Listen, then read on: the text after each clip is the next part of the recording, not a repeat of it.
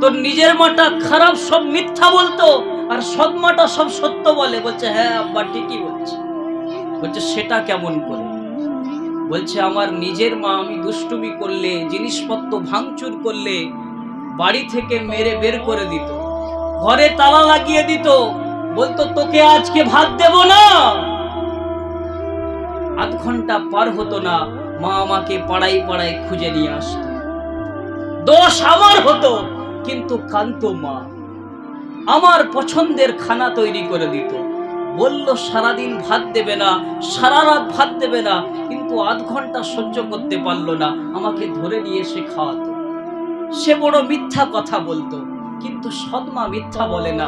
যেদিনে আমি দুষ্টুমি করি, বাড়ি থেকে মেরে বের করে দেয়, বলে তোকে সারাদিন ভাত দেব না, সারা রাত ভাত দেব না। সত্যি সত্যি সেই রাতটা আব্বা